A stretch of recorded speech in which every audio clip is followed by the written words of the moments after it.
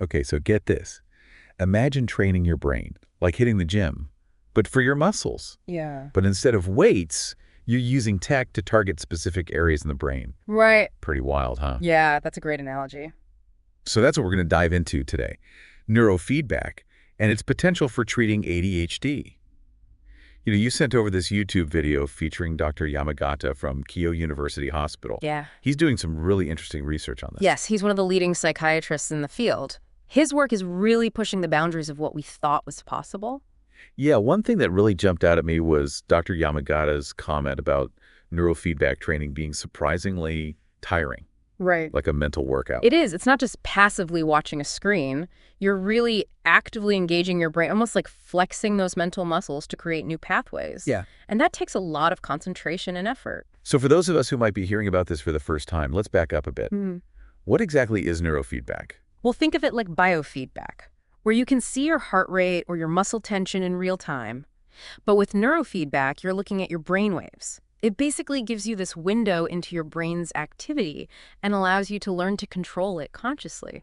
Okay, so I'm seeing my brain waves, but how do I actually change them? Yeah. What does it even feel like? That's the really cool part. Yeah. It's often done through games or exercises on a computer screen. So let's say you want to improve your focus. You might play a game where you have to make a certain brainwave pattern stronger to move an object on the screen. And as you get better at controlling those brainwaves, you get better at the game. So you're basically training your brain to produce the desired brainwave patterns. Exactly. And over time, this can lead to lasting changes in brain activity, kind of like building muscle memory, but for your brain. We've talked about TMS before on the show, which uses magnets to stimulate the brain. How is neurofeedback different from that? So with TMS, it's an external force acting on your brain. But with neurofeedback, you're the one in control, learning to self-regulate your own brain activity from within. It's more about empowering the individual to make those changes themselves. I see. And that makes a lot of sense when we think about ADHD. Dr. Yamagata in the video talks about ADHD often being linked to underactivity in a specific area of the brain, the right dorsolateral prefrontal cortex. Right, the DLPFC. You can kind of think of it as the brain's control center. It helps you focus, make decisions, resist impulses, all things that people with ADHD often find challenging. Right. So is the idea behind neurofeedback to basically give that control center a boost? That's a big part of it. We know that medications like Strattera and Concerta can help manage ADHD symptoms, and when we look at brain scans, it seems like they're increasing activity in the right DLPFC. So maybe neurofeedback can achieve similar results, but without needing medication. That's the hope. And there's some promising research to support that idea. One study Dr. Yamagata highlights used fMRI, which is basically like taking a video of your brain in action to see which parts light up when you're focusing. So they used neurofeedback while people were inside an fMRI machine? Yes. And they were able to train adults with ADHD to increase activity in their right DLPFC. What's remarkable is that these improvements lasted for months, even after the training stopped. Wow, that's pretty incredible. But I imagine those fMRI machines aren't exactly easy to come by or cheap. You're right. They're expensive, not widely available, and can be a bit intimidating for some people. That's one reason why researchers are so excited about a different technology called near-infrared spectroscopy, or NIRS for short. Okay. It's portable, more affordable, and less intimidating. So NIRS could make neurofeedback accessible to more people. Absolutely. And the early research with NIRS neurofeedback for ADHD is really encouraging. So what kind of results are we talking about here? Well, studies using NIRS have shown improvements in attention working memory and impulse control in both children and adults with ADHD. And what's really exciting is that some studies have shown these benefits lasting for months after the training. Wow. Which suggests it's not just a temporary fix, you know? Yeah, the long-term impact is what's so interesting to me. So it's like you're actually retraining the brain, Right. not just masking the symptoms. Exactly. Are there any specific studies that you think really stand out?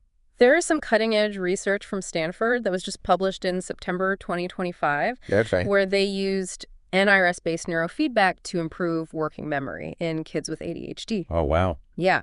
I'm guessing NIRS was a good choice for that being more kid-friendly than an fMRI. Exactly. Much easier to work with children using this technology.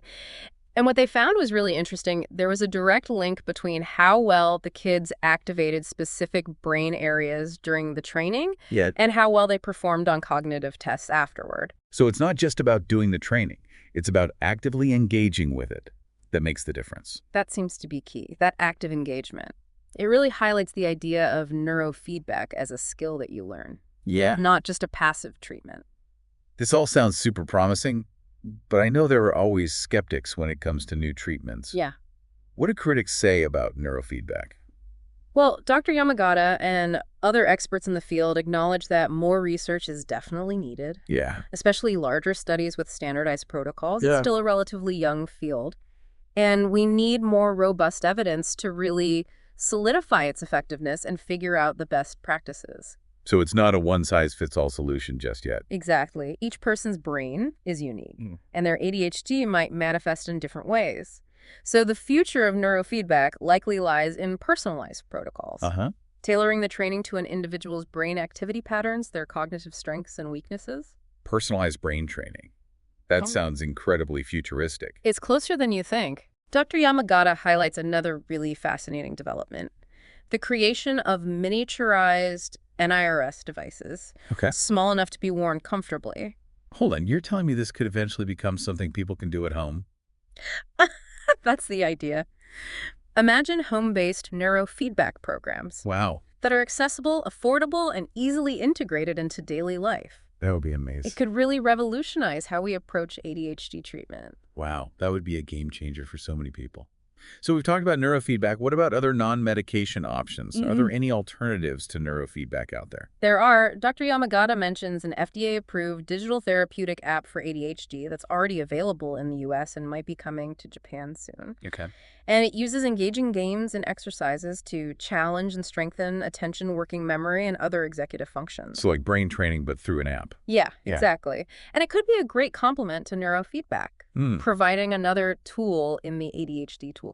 It seems like we're moving towards a much more holistic and personalized approach to treating ADHD with options beyond just medication. Absolutely. And, it's not about replacing medication entirely, but it's about having more choices, Right. especially for those who don't respond well to medication or just prefer non-pharmaceutical approaches. Yeah. It's about finding what works best for each individual. This has given me a whole new perspective on brain health. Yeah. It's really exciting to see how technology is opening up all these possibilities. What's really remarkable is that this technology is becoming increasingly accessible. We're moving beyond research labs and into real-world settings, empowering individuals to take a more active role in their own brain health. That shift in power is so important. Instead of passively accepting a diagnosis, Yeah. people are being given the tools to understand and potentially change their own brain activity. This deep dive has really got me thinking. Yeah, it challenges us to really rethink what's possible when it comes to brain health and human potential. We're moving beyond the limitations of these traditional approaches and exploring new frontiers. It's incredibly exciting. Yeah, it feels like we're really on the verge of a revolution in brain health, and how we approach conditions like ADHD.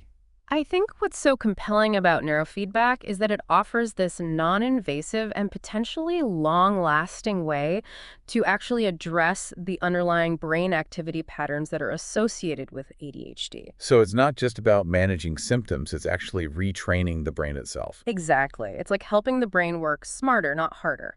And the fact that some studies are showing benefits that last for months, even after the training stops, that's incredibly encouraging. Yeah, Dr. Yamagata really emphasizes that, neurofeedback is still in its early stages, but he seems genuinely optimistic about its potential. Yeah. It really makes you wonder, what if we could all learn to harness the power of our own brains, to improve our focus, to control our impulses, to enhance our cognitive abilities? Yeah, that's the big question, isn't it?